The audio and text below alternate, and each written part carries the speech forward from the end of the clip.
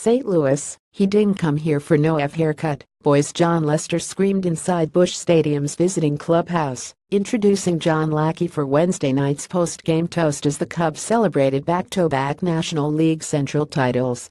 Lackey waded into the middle of the mosh pit after his big boy game, a 51 win over the St. Louis Cardinals that eliminated the Milwaukee Brewers from the division race, and again showed the defending World Series champs are ready for October. The Cubs huddled around Lackey in a space that looked like something out of Breaking Bad, with big plastic sheets taped up against the walls, creating a room within a room and sealing the party off from the lockers around the perimeter. It got quiet for Lester, who won another World Series ring with Lackey as part of the 2013 Boston Red Sox, and sees him much differently than the perceptions of the old cowboy, bickering with umpires, throwing his hands up at infielders and firing off one-liners at reporters. "I've had the pleasure to call this guy a teammate for 8 years," Lester said. "I've learned a lot about this game from this guy. And I'm sure you guys have too.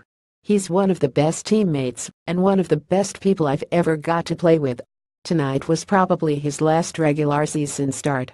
Here's to one hell of a F career with that. Teammates sprayed beer all over Lackey. The Cubs back in their sequential element after a 43-45 first half that looked like sleepwalking, and a 46-24 sprint since the All-Star break. Lackey, the guy who promised he would never go on a David Ross-style retirement party, held up a handle of Crown Royal and poured the whiskey all over his face and down his throat. The Cubs were feeling no pain, from Lester's left shoulder to Jake Arrieta's right hamstring to Lackey's bubble status on any playoff rotation. There will be more than a week to break down how they match up against the Washington Nationals and where they could be vulnerable. Bench coach Dave Martinez started the chant 11 more, as in how many playoff wins before the Cubs can become the first team to win back-to-back World Series titles since the New York Yankees pulled off the three-peat in 1998, 1999 and 2000.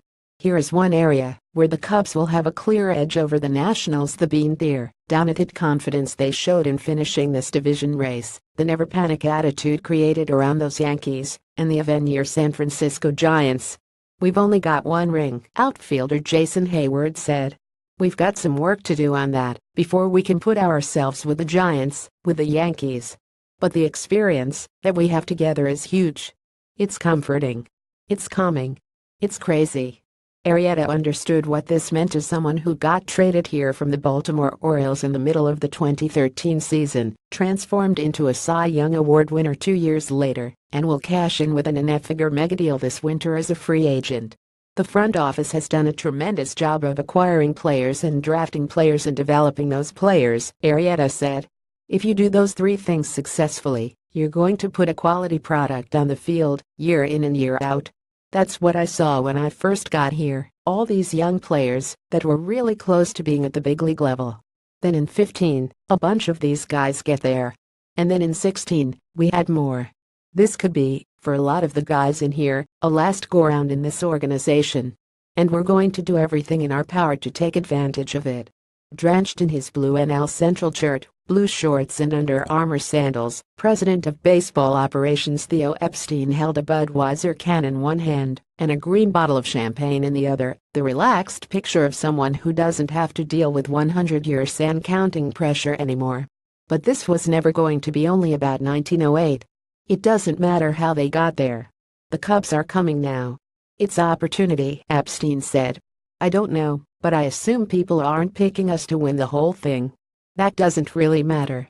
Our guys love the adrenaline. They love big games. They love competition at the highest level, so it's an opportunity to go out and make some history."